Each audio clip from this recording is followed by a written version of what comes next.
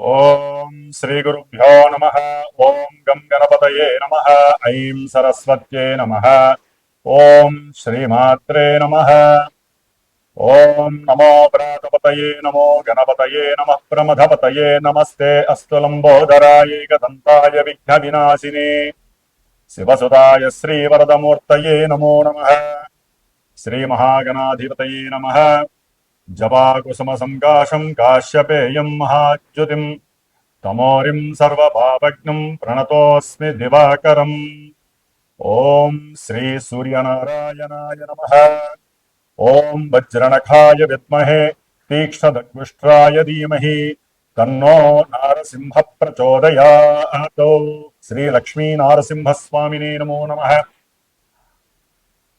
ఈ ఛానల్ను వీక్షిస్తున్నటువంటి ప్రేక్షకులందరికీ కూడా మకర సంక్రాంతి శుభాకాంక్షలు, అలాగే భోగి మరియు కనుమ కూడా శుభాకాంక్షలు తెలియజేస్తూ, ఈ యొక్క జనవరి 2026 సంవత్సరంలో మనకి ఈ మకర సంక్రమణం అనేటటువంటిది, అనగా మనకున్న ద్వాదశ రాశుల్లో సూర్య భగవానుడు మేషాదిగా మీనరాశి పర్యంతం 12 రాశుల్లో కూడా రోజుకి 1 డిగ్రీ చొప్పున ఒక్కొక్క రాశిలో 30 డిగ్రీలు పరిభ్రమిస్తూ, దాదాపుగా మేషరాశిలో ఉన్నప్పుడు ఆయన ప్రవేశం జరగంగానే మేష సంక్రమణం అని, వృషభంలో ప్రవేశించిన తర్వాత వృషభ సంక్రమణం అని, అట్లా అన్ని రాశులు కూడా ఆయన సంచరిస్తూ ఇప్పుడు మనకి కాలమానంలో ఉత్తరాయణము దక్షిణాయనము అనేటటువంటి 2 ఆయనాలు ఉన్నాయి. అంటే మనకి సంవత్సరం ఎట్లయితే విశ్వావసునామ సంవత్సరాలు అట్లా సంవత్సరాలుగా 60 ఉంటాయో, దాని తర్వాత ఆయనాలు 2 ఉంటాయి. దాంట్లో సూర్య భగవానుడు కర్కాటక రాశి నుంచి మకర రాశి వరకు సంచరించేటటువంటి ఆ కాలాన్ని దక్షిణాయన పుణ్యకాలం అంటారు. ఈ దక్షిణాయన పుణ్యకాలంలో మానవులకి కోరిక మరియు వాంఛలు నెరవేరటానికి, ఒక క్రమబద్ధీకరణమైనటువంటి జీవితాన్ని అనుభవించటానికి, దైవత్వం మీద, మన యొక్క ఆచారాల మీద, సాంప్రదాయాల మీద సరైనటువంటి అవగాహన, వాటి యందు నిర్ణీతమైనటువంటి ఒక దృష్టిని కేంద్రీకరింపజేస్తూ ఎన్నో ఉపవాసాలని, దైవారాధనలు, ఎన్నో పూజలు మనకి ఆశ్వీజ మాసం, అమ్మవారు, కార్తీక మాసం, ఈశ్వరారాధన, అలాగే మార్గశిర మాసం, పౌష్య మాసం, ఇట్లా ఈ మాసాలన్నీ కూడా దాటుకుంటూ చాతుర్మాస్య వ్రతాలన్నీ అయిపోయిన తర్వాత సూర్య భగవానుడు ఈ యొక్క జనవరి 14వ తేదీన మకర రాశిలోకి తన యొక్క సొంత నక్షత్రమైనటువంటి ఉత్తరాషాఢ నక్షత్రము 2వ పాదంలో తన యొక్క సంచారాన్ని మకర రాశిలో ప్రవేశం చేస్తూ ఉంటాడు. ఆ మకర రాశిలోంచి మరలా కర్కాటక రాశి వరకు వెళ్ళేంత వరకు, అంటే మిథున రాశి అంతం వరకు కూడా ఆయన పరిభ్రమించే ఈ 6 నెలల కాలాన్ని ఉత్తరాయణ పుణ్యకాలం అంటారు.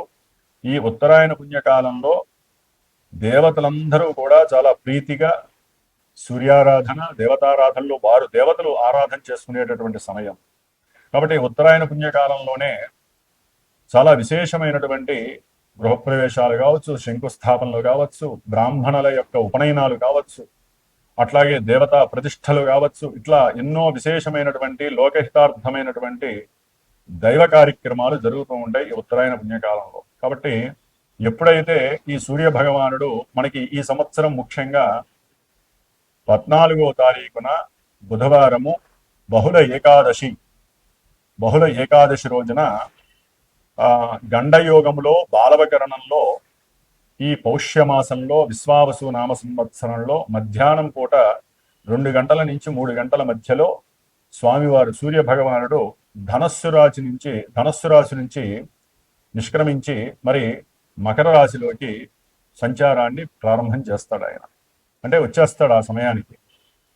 సరే, కొన్ని పంచాంగాలలో మనకి రాత్రి కాలం 8 చెప్పి ఇచ్చారు.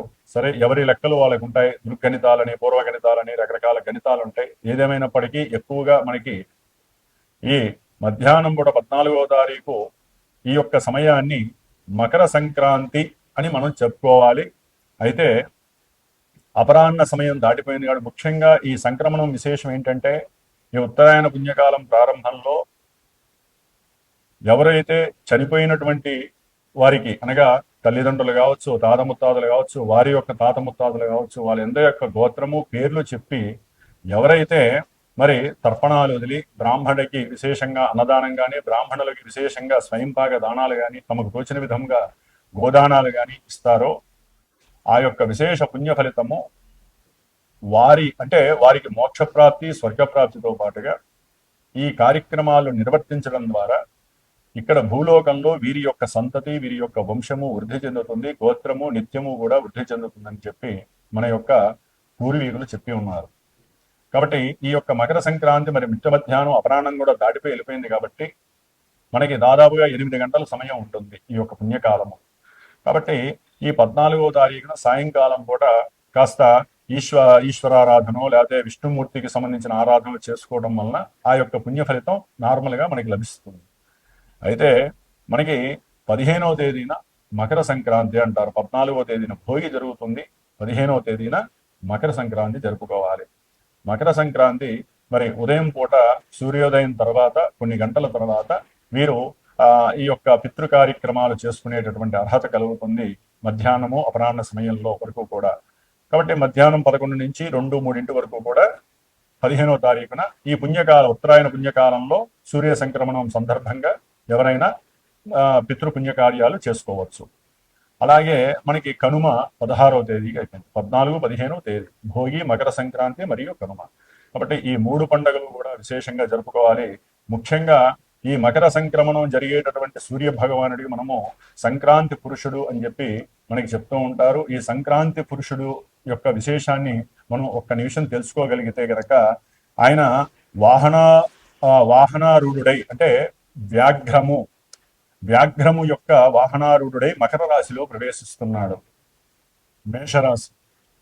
మేషరాశి వారికి ఈ జనవరి మాసము 14వ తేదీ నుండి మకర సంక్రమణం సందర్భంగా సూర్యుడు, కుజుడు, బుధుడు, శుక్రుడు ఈ 4 గ్రహాలు మకర రాశిలో సంచరిస్తూ మరి ఫిబ్రవరి 13వ తేదీ వరకు కూడా ఈ యొక్క 4 గ్రహాలు దశమంలో ఉండటం వలన చాలా విచిత్రమైనటువంటి విశేషమైనటువంటి ఫలితాలు మేషరాశి వారికి కనిపిస్తూ ఉంటాయి. ముఖ్యంగా మేషరాశి వారికి దశమంలో ఉన్నటువంటి రవి విశేషమైనటువంటి ఆరోగ్య సిద్ధిని, అట్లాగే ఉద్యోగ లాభాదులని, ఉన్నతమైనటువంటి అధికారులతో సమన్వయ చర్చలని, వారిని కలవటము, వీరికి కావలసిన పనులు చేయించుకునేటటువంటి అంటే గృహ సంబంధిత పరమైనటువంటి విషయాల పరంగా, లేకపోతే రియల్ ఎస్టేట్లో మధ్యవర్తుల పరంగా వీరు ఏదైనా సరే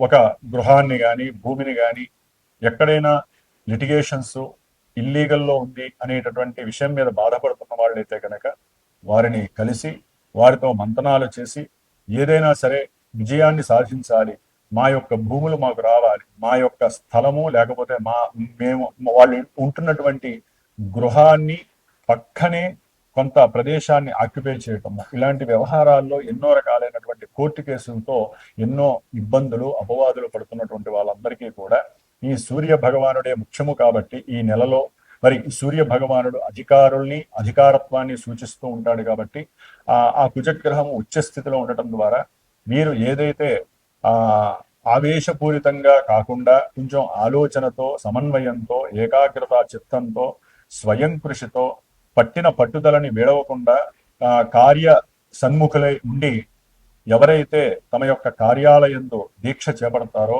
వారికి రవికుజులు అత్యంత అద్భుతమైనటువంటి యోగాన్ని ప్రసాదిస్తారు. ఆకస్మికంగా బంధుమిత్రాదులతో కూడా కొన్ని విషయాల యందు అంటే ధనపరమైనటువంటి భార్యా సంబంధిత విషయాల్లో కానీ అదే ఉద్యోగ సంబంధిత విషయాల యందు కానీ తండ్రికి సంబంధించినటువంటి పూర్వార్జితమైనటువంటి మరి భూములు అట్లాగే గృహాలకి సంబంధించినటువంటి విషయాల యందు చక్కగా మాటామంచి జరిపేటటువంటి అవకాశం లభిస్తుంది. అట్లాగే శుక్రగ్రహము అట్లాగే బుధగ్రహము 10వ స్థానంలో ఉండటం మరి వీరు భార్యాభర్తలు ఎవరైతే ఉన్నారో వారు సరిగ్గా గనక సమన్వయంతో మాట్లాడుకోకపోతే వీరి మధ్య కొన్ని ఘర్షణలు కలిగేటటువంటి అవకాశం ఉంటుంది. కాబట్టి మేషరాశి వారు సమన్వయంతో భార్యాభర్తలు చక్కగా మాట్లాడుకోవటం ఉత్తమం. ఫిబ్రవరి 3వ తేదీ నుండి కూడా వీరికి ఇంకా అనుకూలమైనటువంటి సమయము, ధనపరంగా కావచ్చు, ప్రయాణాల పరంగా కావచ్చు, ఉద్యోగరీత్యా కావచ్చు, లేదా ఏదైనా వ్యాపార భాగస్వామ్యంలో ఉన్నతమైనటువంటి వ్యాపార వృద్ధి పరంగా చాలా బాగుంటుంది. కాబట్టి వీరికి ఏలినాటి శని ప్రభావము ఇంకా తీక్షణం అవుతోంది. మూడులో ఉన్నటువంటి గురుగ్రహము మరి కొన్ని కార్యాలయంలో అపవాదుల్ని, కొన్ని కార్యాల్లో ఆటంకాల్ని కలుగజేస్తూ ఆర్థికంగా కుంటుతనాన్ని చూపిస్తూ ఆయన ఆర్థికంగా ఏమీ ఇవ్వలేనటువంటి పరిస్థితిని కలుగజేస్తున్నాడు. కాబట్టి సంతాన రీత్యా కూడా కేతు అనేటటువంటి గ్రహము వీరిని ఎక్కువగా ఇబ్బంది పెట్టేటటువంటి పరిస్థితి నడుస్తోంది. రాహు లాభంలో ఉండడం ద్వారా ఈ నెల రోజులు వీరు అనుకున్నటువంటి కార్యాలయంలో సఫలీకృత జరగటానికి చాలా వరకు అనుకూలంగా ఉంది. ఏదేమైనప్పటికీ మేషరాశి వారు కొన్ని గృహాలు, స్థలాలు, అట్లాగే ఏదైనా సరే బంధుమిత్రుల వలన కలిగేటటువంటి అపవాదులు, నష్టాల నుంచి మరి బయటపడటానికి వీరు చక్కగా ఏలినాడి శని దోష నివారణార్థమై స్వామివారు మన హనుమంతుడి వారి యొక్క అష్టోత్తరాన్ని నిత్యము కూడా అక్షతలతో పూజ చేయండి. ఎరుపు అక్షతలతో పూజ చేసినట్లయితే మీరు అనుకున్నటువంటి అభీష్టము తొందరగా నెరవేరే అవకాశము లభిస్తోంది. కాబట్టి మేషరాశి వారికి ఉన్నంతలో ఉద్యోగ అవకాశాలు, ఆకస్మికంగా ఉద్యోగంలో కొన్ని మార్పులు జరిగి ఉన్నతమైనటువంటి వీరి ఆలోచనకి తగినటువంటి పరిస్థితి కనపడుతోందని చక్కగా చెప్పుకోవచ్చు. ఏదేమైనప్పటికీ వీరు లక్ష్మీ నారసింహస్వామి వారి యొక్క అనుగ్రహాన్ని పొందటానికి పరిపూర్ణంగా సిద్ధంగా ఉండాల్సినటువంటి సమయము ఇది. 4 గ్రహాల యొక్క అనుగ్రహంతో పాటుగా కొన్ని ఆగ్రహపరమైనటువంటి ఇబ్బందులు కూడా ఆ మల్టీ రిలేషన్ అనేటటువంటిది వీరిని ఇబ్బంది పెట్టే అవకాశం ఉంటుంది. ఓం నమో లక్ష్మీ నారసింహస్వామినే నమో నమః.